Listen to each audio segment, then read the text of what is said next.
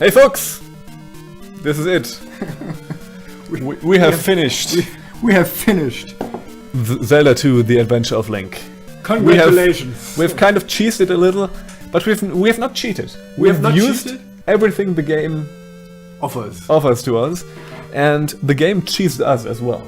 Remember the blob that hurt you when you dropped down? Yes. I feel like that was the game cheesing us, and I feel we are wholly in our right to cheese the game. Also, the fucking ghost that is in the beginning of the screen when all the guys throw stones at you. Yeah. That was cheese. Yeah. Also, that Also we could not heal. Yeah. And also that we have to use the thunder spell at the last boss. That's all cheesy. Yes. That's all cheesy. That's not cool. That is the Cheesemeister. So, basically, I feel we have earned this. I feel we are done with this. We are probably, at some point we're gonna maybe revisit this and try to legitimately not cheese Shadow Link. I don't know. This is just something that we might do at some point, just to prove it to ourselves. But I feel like we have finished this game. Totally. And we went in almost completely blind. yes. So, it was interesting. Like, I knew that this was a controversial entry into the Zelda series. I knew that a lot of people don't like this game very much. And I remember when we started out, we were like, man, this is really cool. Yeah. This is a really cool game. And our feelings have sort of undergone many transitions when we were playing this, right? Yes. So, what do you think about this game, now that we are finished? I fucking like it. I kind of also do, but in a weird, like, sort of masochistic way. So, there's one thing about games that are really fucking hard, and it is that if you do manage to get past something, it feels really good. And that is just kind of the thing that kept me alive in there. Because every time we actually managed to finish a palace, or managed to get past something really fucking bollocks, it was like, it's a feeling that games who are not assholes can't really have, right? Yeah. So you get really low lows in a way. Like all these when we have like 8 videos doing the same thing over and over again. Like last night, I was kind of just done. Right? But again, there's also the highs that are pretty cool. And I think it's safe to say that we won't get this from any other Zelda game. Probably, right? I think they can still be kind of challenging at some point, but not in that way. Yes. I think there will be much more like exploration and adventure and all this kind of stuff. There will be not that precise control and... Yeah. I still think, while saying that, I still think this game's kind of bullshit. I think you can do difficulty better than this game does. Yeah. And, so I don't know. Yeah. I have very mixed feelings about Zelda 2. But I'm kind of glad that we have played it. Yeah, me too. I am glad that I own this game. Yes. You actually, yeah. So you have, before we played this, you have bought this. Actually, we have never owned this before, but you have bought this game. Yes. And this is actually, we played a ROM dump of a owned game. So yeah, I think we always showed it. Yeah, why? At least in the first episode. So we're not.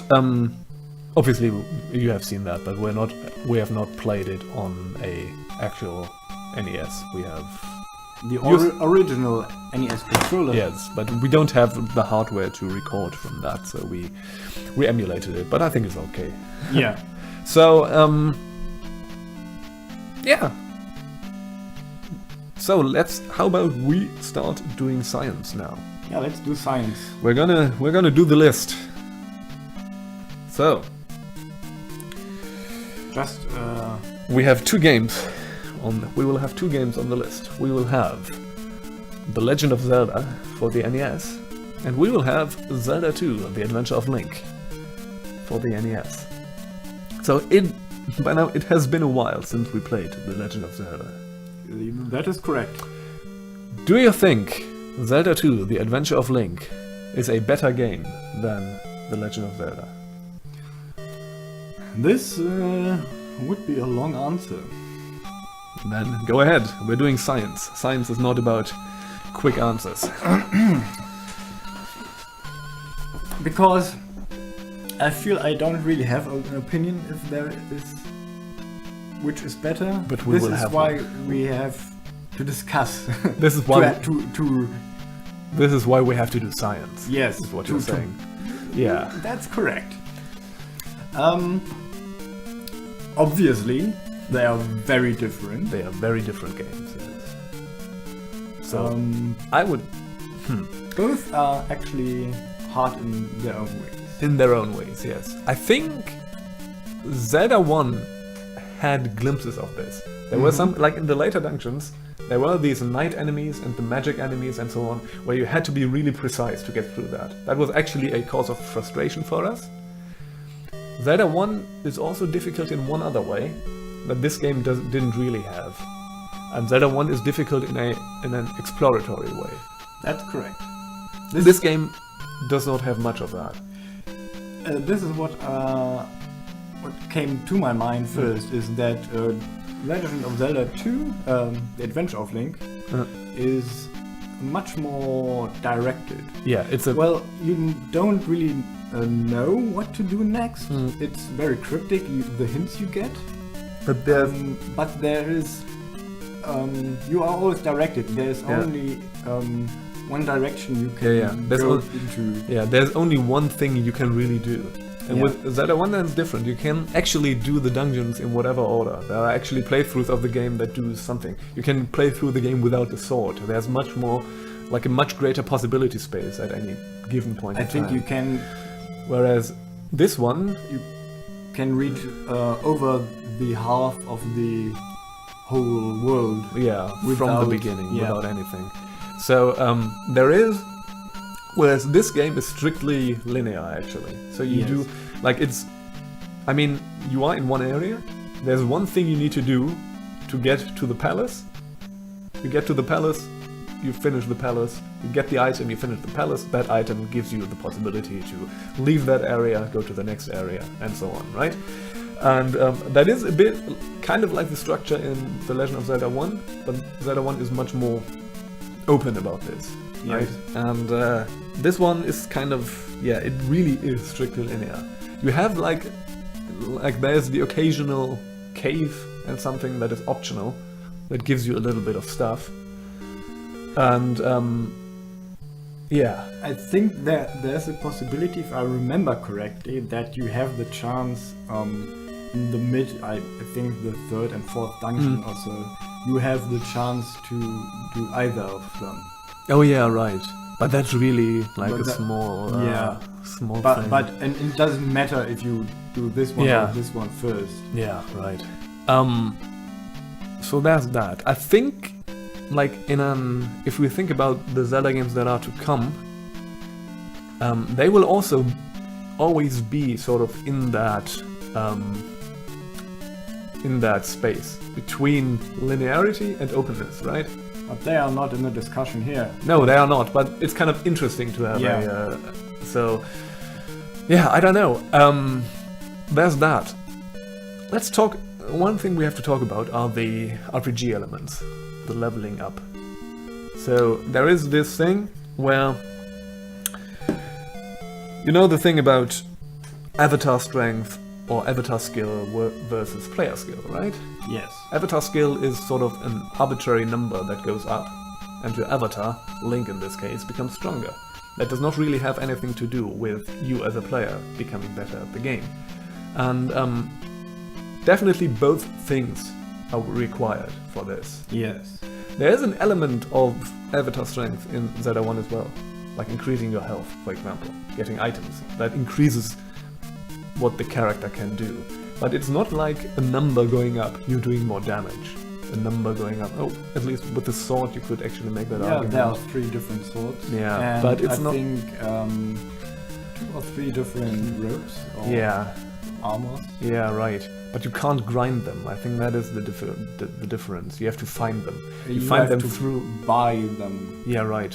So you actually have to grind rupees. Well, for the armor at least. Yeah, but you, I think we did not really grind rupees actually. I think we got them and bought it.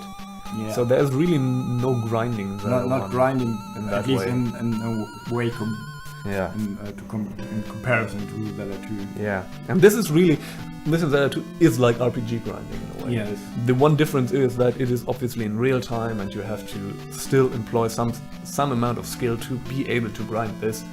But yeah, so I'm gonna be honest with you. I did not think that the introduction of RPG mechanics into this game was all the way successful. I don't know if I think this game could have been better if they didn't have that.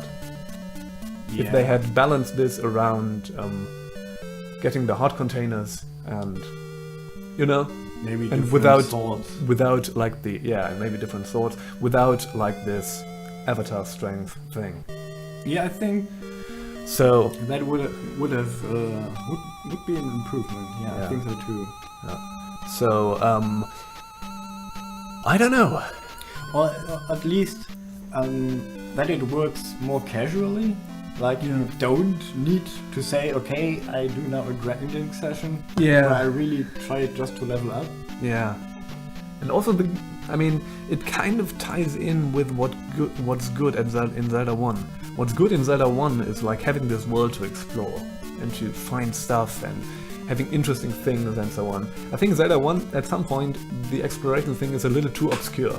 So you have like, you remember the things where we did not have any idea where to go, and that like you have to burn this one tree in this one screen to actually find a vital thing, right? Up the mountain ahead. Yes, like this one, yeah, and other things as well. Like what really in my mind is actually burning like one tree out of a billion for one thing that is actually kind of important. So that was like a hidden room in a palace. Yeah. But on the flip side, that actually also does something for there's a little bit of a sense of wonder there then, because you never really know what they're doing. But yeah, I don't know. But I think this is also kind of a weakness of Zelda 1. Yes. Can I just make a statement? I would say Zelda 1 is, taken as a whole, is a more successful game than Zelda 2. I would put Zelda 1 in our scientific ranking. I would put Zelda 1 above Zelda 2. That's just my thing. I don't know what you would do, but I think you can maybe, like, depending on what you're looking for, you could like Zelda 2 more. Yeah, if you are really into this type of game. But I would say that Zelda 2 was trying a bunch of things, Zelda 1 as well, but I think Zelda 1 came much closer to what it set out to do than Zelda 2 does. I think Zelda 2 is a game that is really struggling with its identity, what it tries to do. And it's trying a bunch of things, it's trying to change up a bunch of things, obviously, compared to Zelda 1, but I think it isn't always successful in that. Yeah, I would say both are pretty raw. Yeah, definitely. So that is definitely one thing that's going to change with the next one. Yeah. So I think we're never gonna see this, let's say rawness in a way, right? We're never gonna see this amount of unpolishedness. Yes. I think this is going to be like the radical change to the next one. Like the Link to the Past. And I have to agree that the Zelda 2 misses some identity. Yeah. Also the monster mechanic feels a bit weird, like these black figures going around the screen. Yeah, right. That's, I mean, it works in a way, but somehow it's strange. Yeah. Also, I think in Zelda 1, like, the enemies have a really clear identity. You know, this is this guy, this is this guy. If I think about Zelda 2, the enemies, I think about a bunch of guys that are stabbing you with something or throwing shit at you, but like in different colors and slightly different sprites, but they all kind of do that thing. Then there's a bunch of flying stuff that is annoying, and some critters on the ground that are annoying, right? Yeah. But it's not really... I can remember like most of the enemies, most of the recent enemies, because it's fresh in my mind. But I think in Zelda 1, like, every single enemy does something really interesting. Like the teleporting wizards, the knights that you can only attack from behind, like all this kind of stuff, right? And there's not much of that. Yeah. Like everything kind of... What I kind of like about Zelda 2 is like they did the thing with the combat with up-down attacks and the shield, and that is really cool. That is much more. There's much more finesse to that than to the normal Zelda combat where you just stab things. And, yeah. And this is what I think also we, in the beginning of the Let's Play, we compared this to Dark Souls in some way. Yeah, in a way, where you have to make use of a central combat mechanic well, yes, and master that, basically. And I think we never really we became, I think, quite good at it. I think we never quite mastered it. Yes. And I don't know how strong this mechanic as a central combat mechanic is, but I think this is actually the point where I would say Zelda 2 is ahead of Zelda 1. Yes. I would still say that this is not enough to put it as a game above Zelda 1. Yeah. I think also the fighting mechanic requires that there are so many different kinds of enemies. Yeah, in a way, right? Which doesn't make it valid, like you said. The enemies could be much more interesting in their differentness. Yeah. Yeah, and also that is also again tied in with the avatar strength thing. So the enemies in Zelda 2 have to account for your character to become stronger. Yeah. So you have different enemies of the same type that do the same thing but are stronger, right? So you have enemies you have blue guys, yellow guys, and red guys for every type, right? Because they are stronger and stronger, and then you get the next sprite, you have blue guys, and so on. But you have to do that because you have to ramp it up because your avatar is going to become stronger.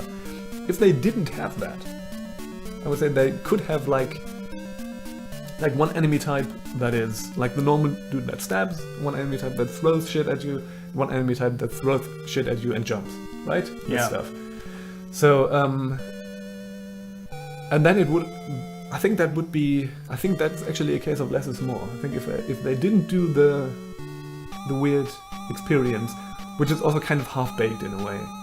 It's not like a good RPG mechanic, right? Yeah. I like to play number crunchy RPGs and so on, and you can do awesome stuff with that. But this is kind of not really there, not here, not there, and it's kind of So yeah, and I think Zelda 2 is fun because of its fighting mechanic. Yeah. This is the central part of this game. And there's where basically all the challenge lies in, except for some lava pit nonsense, I guess. Yeah. Yeah, and but yeah. Well, sometimes it's a bit glitchy that you get glitch through enemies, or that you get hit. Yeah, that it's not all the way reliable. I think that is really a problem for a game like this. Yeah. Right. So I think that's also where a lot of our frustration came from. Yes. I think that's all a bit due to the rawness. Yeah. Right. The programming. Yeah. For the NES, I mean, you have to remember, when was this game? 88? Or was Zelda 1 87 and this one 89 or something like that? Yeah. It was still in the 80s. Yes. And this was a different time for video games. It was, yes. So, like games that were like really elegant systemic games were pretty rare back then. 87. 87, yes. This is 87, so Zelda 1 is even earlier. 86. 85, maybe. 86, 84, yeah, something like that. You have like... yeah, like this is really rare. I mean, there are some games, like if you ever play Rogue, that is an elegant... a game that has a really elegant amount of systems and the way they work together and so on. I think that's really on another level than this, but still, but again, that was just ASCII graphics. That wasn't real time and so on. So this is obviously doing much different stuff. Yes. But games back then, if you play old NES games, they are raw. They are kind of. And there's a lot of the charm of NES games is actually that. So, as we said, we won't see that again for this Zelda, for the Big Zelda playthrough. We're going to venture into a highly polished territory. I guess. And this is what Zelda games will be known as, future Zelda games, to be really, or Nintendo games in general, I guess, right? Yeah. Really polished executions and also sort of doing really creative things with what they're doing, I guess. So, yeah. Okay, so will you again agree with me to put Zelda 1 above Zelda 2? This is not a knock on Zelda 2, but... Scientific conclusion. Yeah. Yes, in the way it is thought through and it is built, Zelda 1 is the better game. It's the better game. Yeah. But because they are different in gameplay and in style, I can see why one could say I have more fun playing Zelda 2. Zelda 2. Yeah. You're a fucking masochist, that is. Okay, so that is our conclusion for now, right? Yeah. So that is always the problem. We're gonna have to compare these games on one scale, and that is so that's the reason why we need to use science for that. Yes. Objective data, scientifically. See the science we use. Yeah, that's totally not a fallacy or anything. So yeah, that's that. That is Zelda 2. I think we can leave it at that. So we will continue with this game. This is The Legend of Zelda: A Link to the Past. We will leave. We're not going to leave the 8-bit era behind, but we're going to leave it behind for now. Yes. And we're going to play this game for the Super Nintendo. For the Super Nintendo Entertainment System. This is A Link to the Past. This is a bit of a classic. Now, this is going to be a little change in pace because this is a game that we have played before. Yes. We have both played it before, but I guess we're going to talk about this in detail when we start this one. Thank you all for bearing with us through this trying time in our lives. And yeah, I hope you enjoyed it. We certainly did. Warts and all. Bye-bye. Bye.